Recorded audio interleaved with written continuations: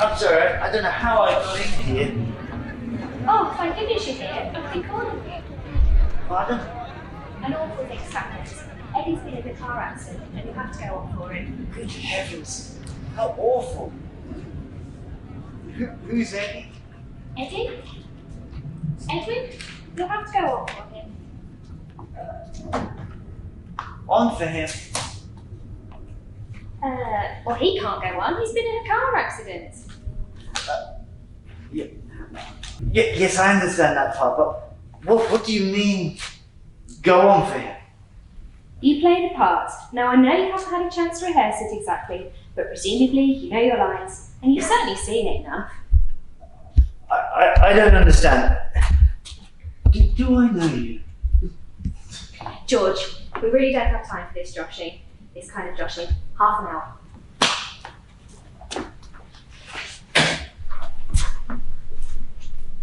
My name isn't George. Well, I don't know what it is, but it isn't George. My God!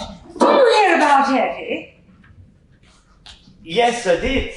It's just too awful.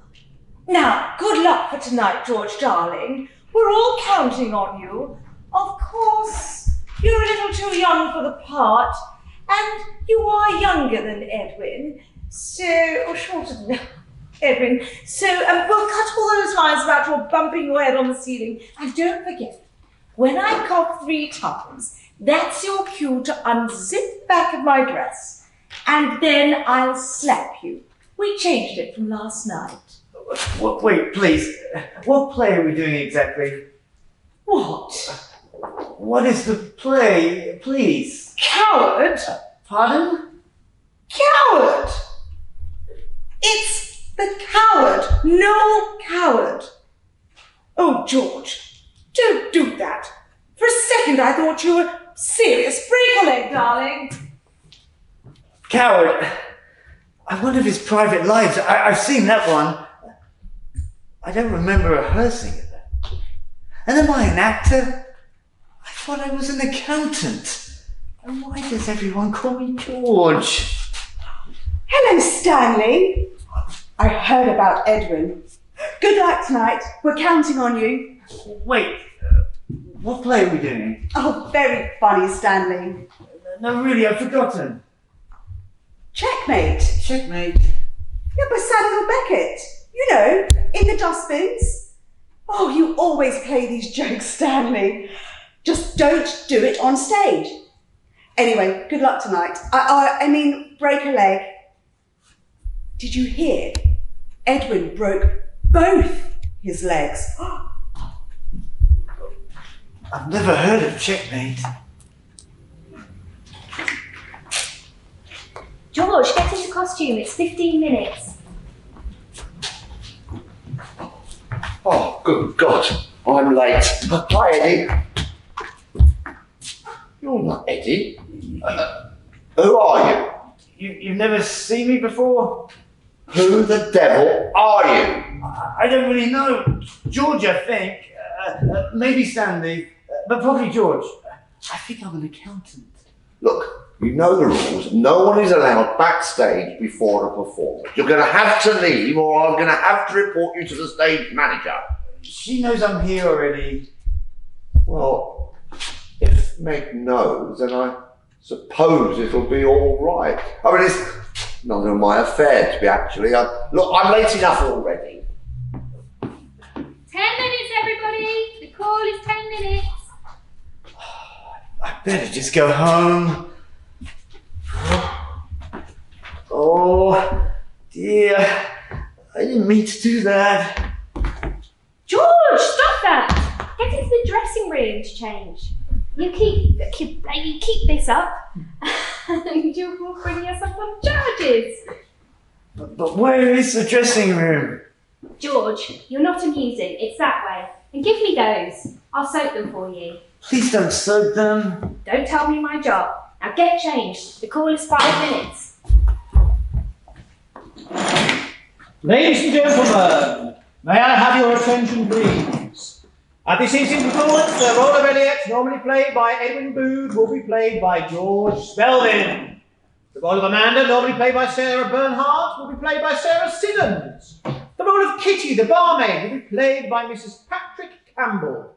Dr. Crippen will play himself. The management wishes to remind the audience that the taking of photographs is strictly forbidden by law and is dangerous as it may disorient the actor.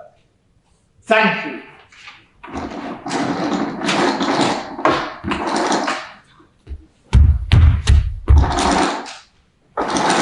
Extraordinary how potent cheap music is. What? Extraordinary how potent cheap music is. Yes, that's true. Am I supposed to be Hamlet? Whose yacht do you think that is? Where? The Duke of Westminster, I expect. It always is. Ah, well, perhaps. To be or not to be? That is the question. Oh, I don't know anymore.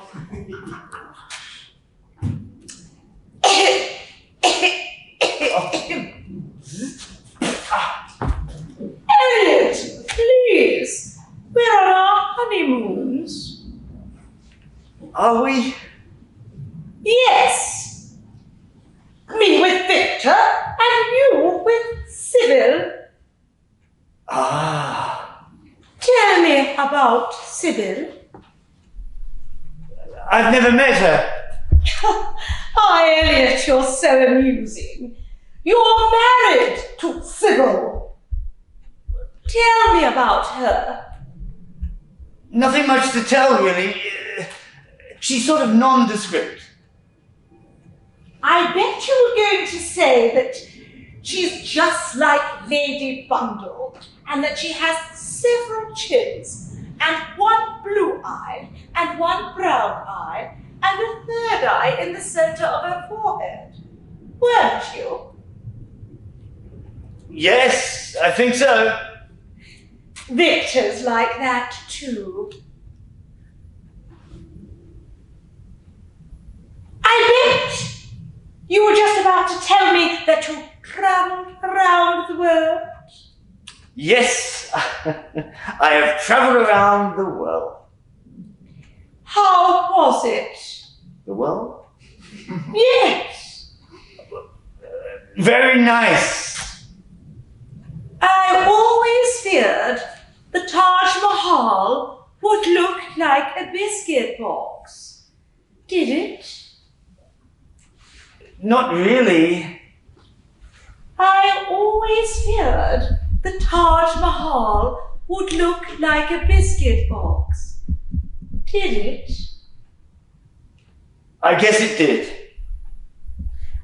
I always feared the Taj Mahal would look like a biscuit box. Did it? It depends. What brand biscuit box? I always feared the Taj Mahal would look like a biscuit box. Did it? Did it? Did it? Whose yacht is that out there? Did it? Did it? Did it? Did it? Nice. Balcony looks a little bit dusty.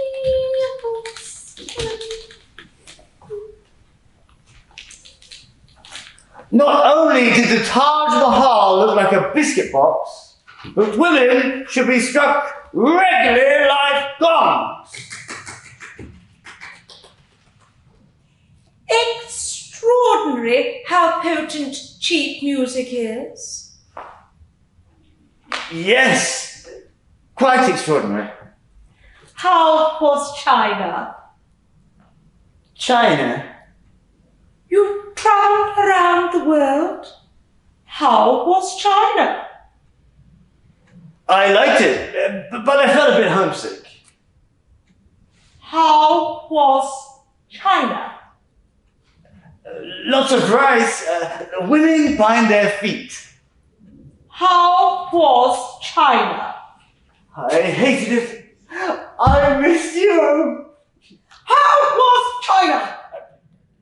I hated it. I missed Sybil. How was China?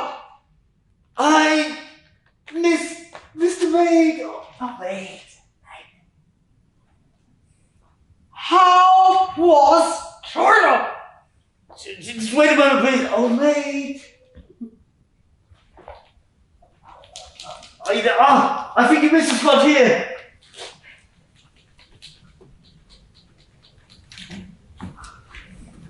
How was China? Very large China. And Japan? Very small China. And Ireland? Very green. And Iceland? Very white. And Italy? Very Neapolitan. I'm stuttering a bit here, aren't I? Yeah, very different. Copenhagen? Very cosmopolitan. And Florida? Very condominium. And Hornbrook? Very mobile home. I don't know. And Sybil? What? Do you love Sybil? Who's Sybil? Your new wife, who you married after you and I got our divorce. Oh, we were married. Oh, yes. Yes, I forgot that part. Elliot, you're so amusing. You make me laugh all the time. So, do you love Sybil? Probably. I married her.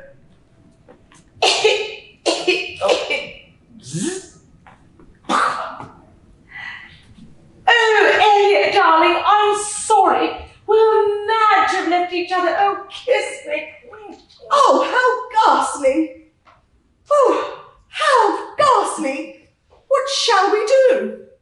Oh, dear. This must be Sybil.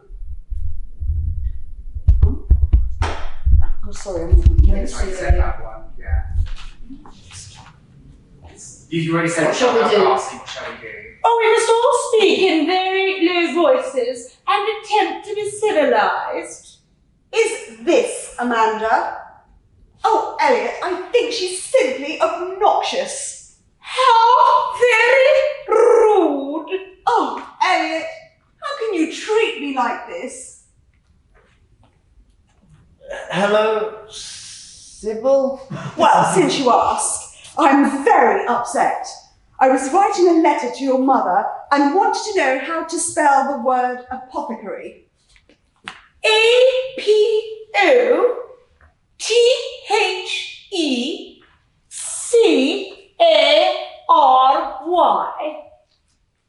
Thank you.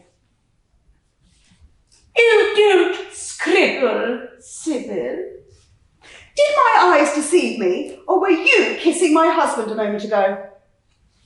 We must all speak in very low voices and attempt to be civilized. I was speaking in a very low voice. Yes, but I could still hear you. Oh, sorry.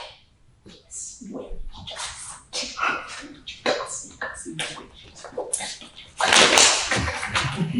can't hear a bloody word she's saying.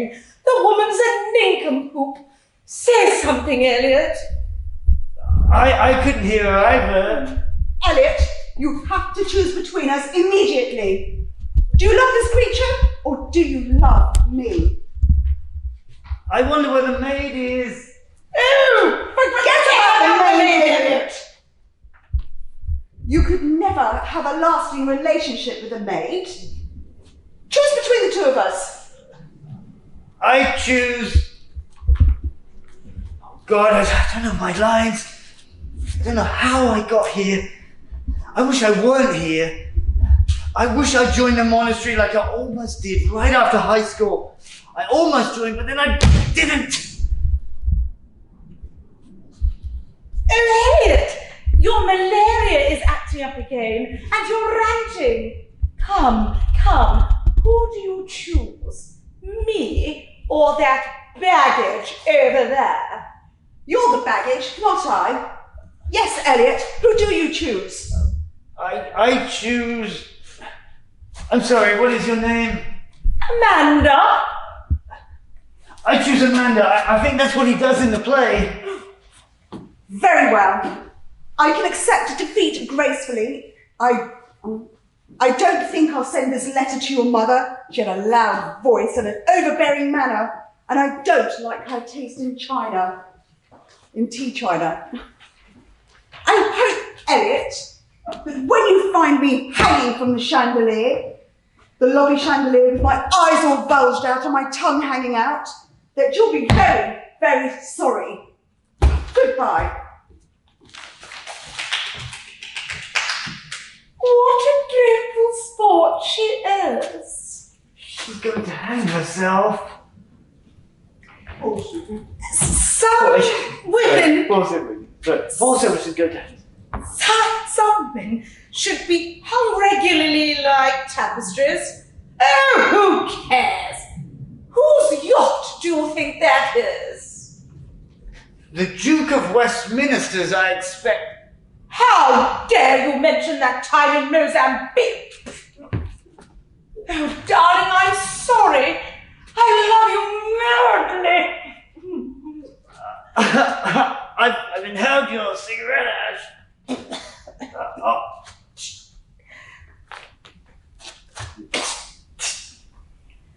There.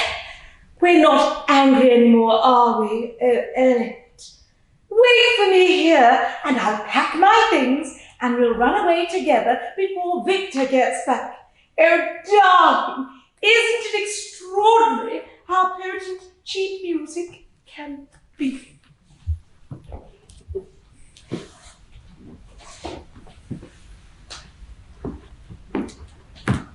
Hail to your lordship.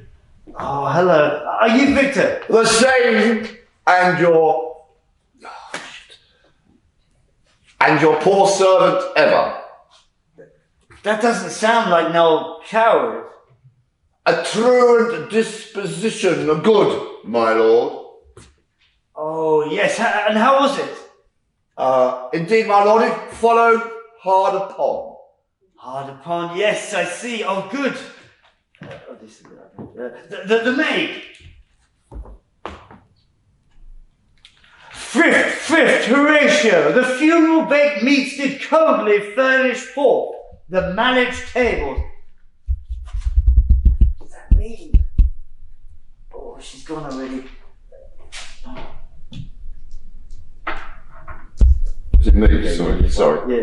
My lord. My lord? My lord, I think I saw him yesternight. Did you? Who? My lord, the king, your father. The king, my father. Season your admiration for a while with an arrant ear, till I may deliver upon witness of these gentlemen this marvel to you. I see. I'm Hamlet now, right. 2 nights together had these gentlemen, Marcellus and Bernardo, on their watch, in the dead waste and middle of the night, been thus encountered. A figure like your father, Ahmed, at point exactly Capapae, appears before them, and with solemn march goes slow and stately by them. Thrice he walked by their oppressed and fear-surprised eyes with his truncheon's length, whilst they, distilled almost to jelly with the act of fear, stand dumb and speak not to him. This to me in dreadful secrecy impart they did, and I wish them the 3rd night kept the watch where, as they delivered, both in time, form of these things, each word made true and good, the apparition comes. I knew your father. These hands are not more like. Oh, my turn. Most strange and wondrous tale you tell, Horatio. It doth my ear into a very merry bear booking. As I live, my honoured lord, 'tis true, and it is writ, I think it is writ down in our line of duty to let you know of it. Well, thank you very much. Indeed, my lord, and he did wear his beaver up. His beaver up. He wore his beaver up. And does he usually wear it down? A countenance more in sorrow than in anger. Well, I am sorry to hear that. My father was a king of much renown, a favourite amongst all in London town and in Denmark. I warrant it will. I warrant it will also. Our duty to your lord. Oh yeah. Wait, where are you going? Oh, don't go.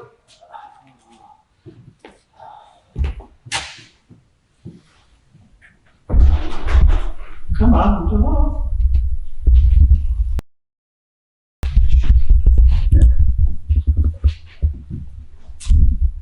Oh, Amanda, good to see you. Whose yacht do you think that is? Oh, Hamlet, speak no more.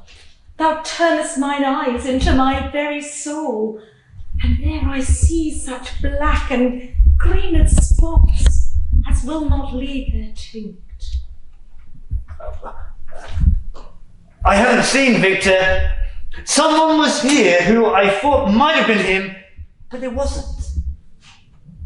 Oh, speak no more. These words like daggers enter into mine ears. No more, sweet Hamlet.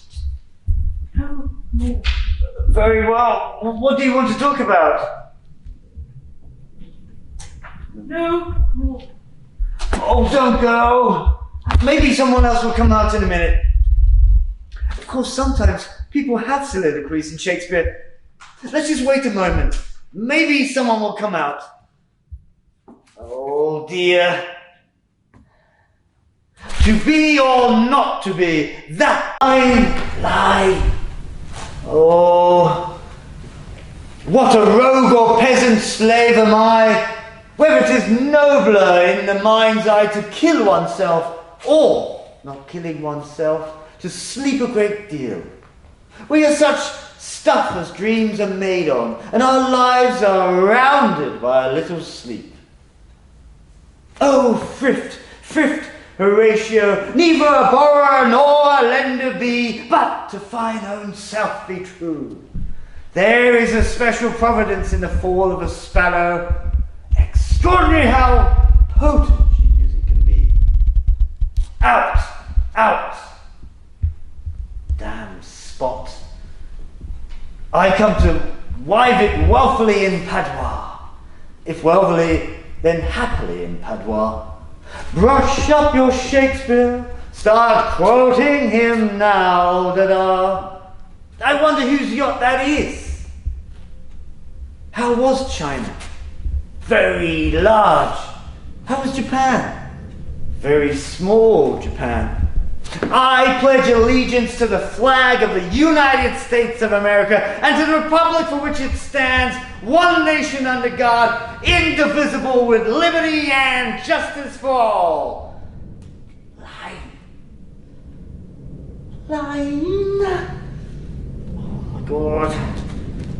Oh my God! I am heartily sorry for offending thee. And I detest all my sins because I dread the loss of heaven and the pains of hell. But most of all because they offend thee, my God, who art all good and deserving of all my love. And I resolve to confess my sins, to do penance, and to amend my life. Amen. That's the act of contrition that the Catholic school children say in confession. in order to be forgiven for their sins. Catholic adults say it too, I imagine. I don't know any Catholic adults. Line. When you call for a line, the stage manager normally gives you a next line to refresh your memory. Line. The quality of mercy is not strained, it droppeth as the gentle rain upon the place below, when we have shuffled off this mortal coil. Alas, poor Yorick, I knew him well. Get thee to a nunnery. Line. Nunnery. As a child, I was taught by nuns, and then in high school, I was taught by Benedictine priests. I really rather liked the nuns. They were sort of warm, but they were fairly crazy too. Line. I liked the priest also. The school was on the grounds of the monastery, and my junior and senior years, I spent a few weekends joining in the daily routine of the monastery. Prayers, then breakfast, then prayers, then lunch, then prayers, then dinner, then prayers, then sleep. I found the predictability quite attractive. The food was good. I was going to join the monastery after high school, but they said I was too young and should wait. And then I just stopped believing in all those things. So I never did join the monastery. I became an accountant. I studied logarithms, cosine, and tangent. Line. Oh, I'm sorry. This is supposed to be Hamlet or Private Lives. I really do apologize. I just don't recall attending a single rehearsal. I can't imagine what I was doing. And also you came expecting to see Edwin Booth and you get me. I really am very embarrassed. Sorry. Line. I've always depended on the kindness of strangers.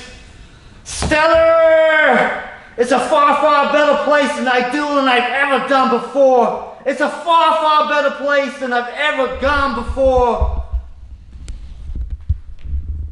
A, B, C, D, E, F, G, H, I, J, K, L, M, N, O, P, Q, R, S, T.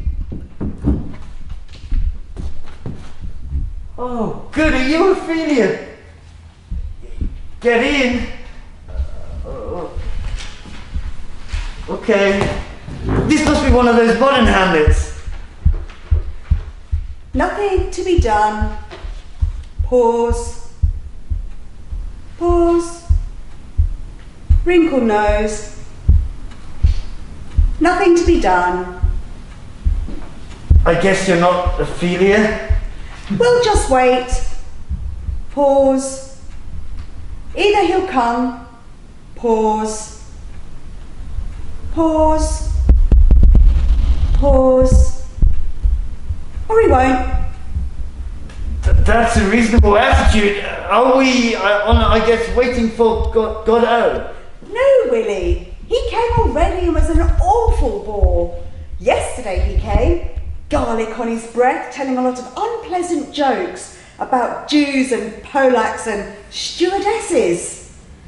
Oh, he was just dreadful.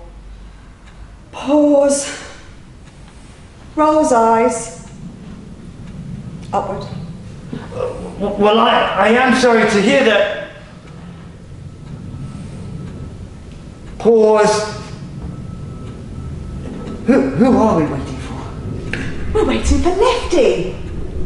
Ah, and he is a political organiser or something, I seem to recall. Yes, dear. He is a political organiser. He's always coming round saying, get involved, or get off your behinds and organise and fight the system, do this, do that.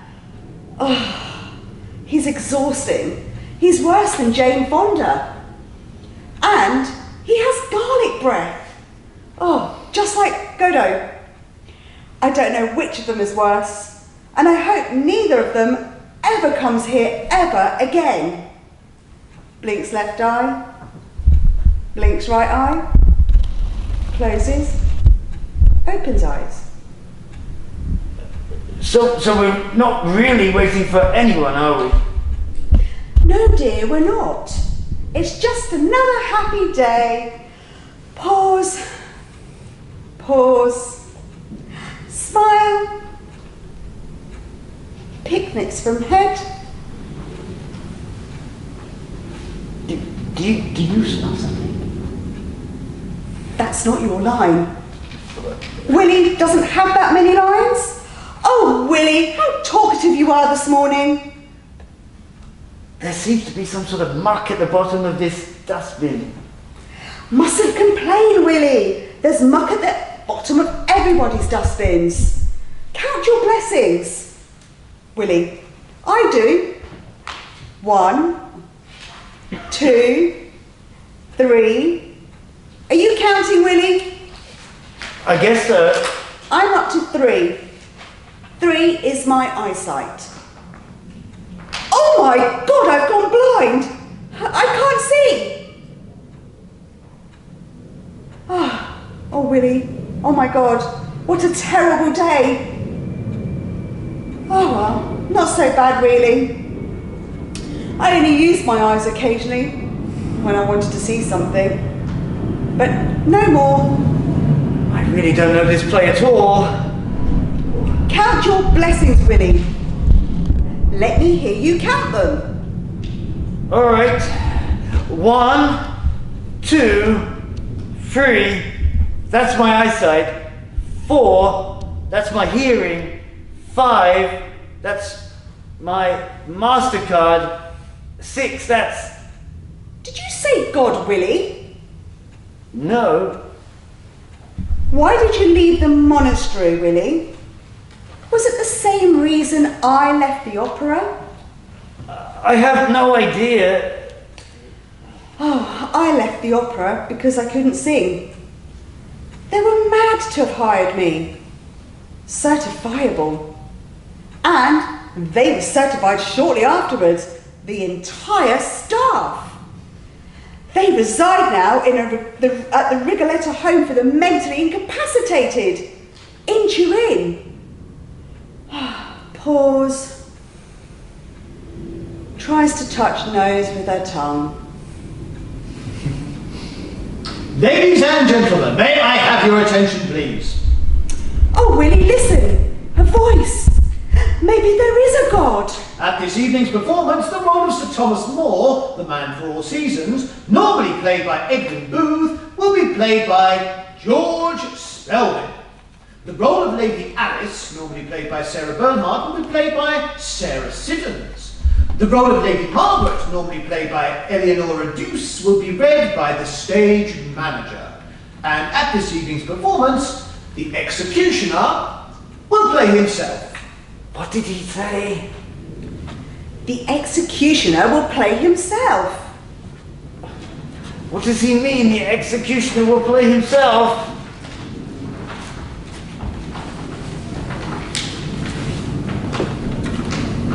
Oh, Father, why have they locked you in this dreadful dungeon? It's more than I can bear.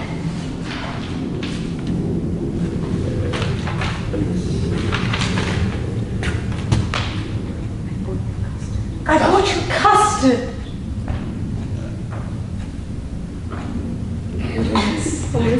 Mother's brought you a custard, Father.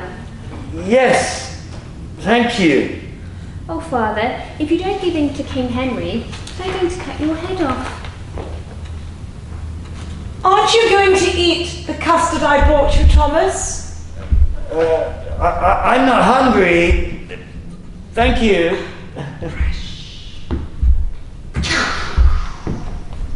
Cymbals crash. Oh my God, I've got to get out of here. He's over here, and he won't give in to the king. No, I might. Quick, this is all about Anne Boleyn and everything. Yes, and you won't give in because you believe in the Catholic Church and the infallibility of the Pope and the life of the everlasting soul. I don't necessarily believe in any of that. Oh, sir, there's been an error. I think it's fine if the king marries Anne Boleyn. I just want to wake up. Oh, don't deny Godfather. Just to spare our feelings, Mother and I would be willing to have you dead if it's a case of principle. Yet the first batch of custard didn't come out at all well, Thomas. This is the second batch. But it has a piece of hair in it, I think. Oh, shut up about your custard, would you? I don't think the Pope's infallible at all. I think he's a normal man with normal capabilities who wears gold slippers. I thought about joining the monastery when I was younger, but I didn't do it.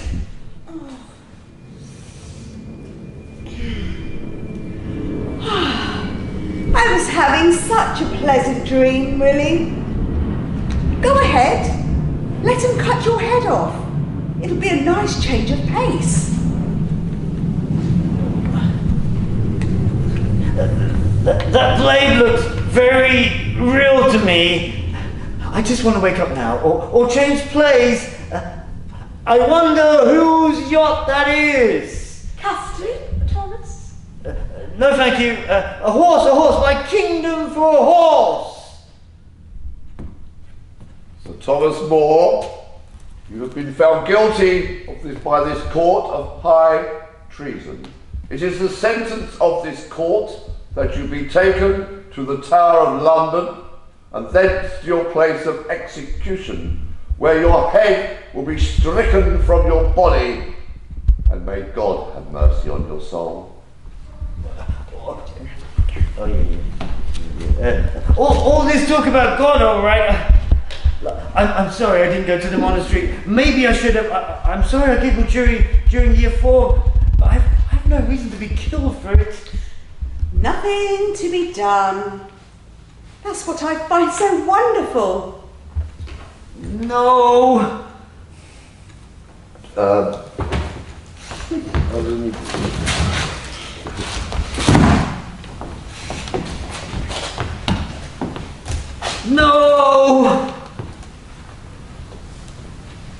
Do you understand? I understand you right. I understand, if I understand you right, you wish to reverse your stance on King Henry's marriage to Anne and deny the Bishop of Rome. Yes, God, yes. I couldn't care less. Let him marry 8 wives. That is a terrible legacy of cowardice, Sir Thomas More, for you to leave behind. I don't care. I'm going to ignore what you've just said and cut off your head anyway, and then we can all pretend that you went to your death nobly. The church needs its saints, and the children need to have heroes to look up to. Don't you all agree? I agree. I know I need someone to look up to. Pause. Smile. Picks her nose. Yes. I can feel myself waking up now. The covers have fallen off the bed and I'm cold and I'm going to wake up so I can reach down and pull them up again. Sir Thomas More, prepare to meet your death. Be quiet. I'm about to wake up. Sir Thomas More, prepare to meet your death. I'm awake. No, I'm not. Custard? He doesn't know his lines. Sir Thomas More, prepare to meet your death. 9. You turn to Line. the executioner and say, "Friend, be not afraid of your office, so you send me to God." I don't like that line. Give me another. That's the line in the script, George. Say it. I don't want to. Say it. Say it, Willie. It'll mean a lot to me and to generations of school children to come. Oh, Hamlet, speak the speech. I pray you trippingly on the tongue. Say it. Friend, be not afraid of your office. You send me. Extraordinary how potent cheap music is. That's not the line. Women should be struck regularly like gongs. George, say the line right. They say you can never dream your own death, so I expect I'll wake up just as soon as he starts to bring the blade down. So perhaps I should get it over with. Say the proper line, George. Friend, be not afraid of your office. Goodbye, Willie. Goodbye, Hamlet. Goodbye, George. Goodbye, Sir Thomas More. You send me to God. Lights go down. Behold the head of Sir Thomas More. Oh, I wish I weren't blind and could see that Willie. Oh well, no matter. It's still been another happy day. Pause. Smile. Wrinkles nose. Pause. Picks nits from head. Pause. Pause. Wiggles ears. All in darkness. Utterly useless. No one can see her. She stares ahead. Count 2. End of play. Come forward with your curtain call, everybody. So, Daniel, stay sitting. Either side so we can see him. Take your bow. Turn to gesture to George. George remains prone. Keep turning back to the audience. Can we not lift his head up? Take a second bow. You then go off. And then the curtain closes and opens again. And this time, George, you can then take your bow. Finito! Thank you very much.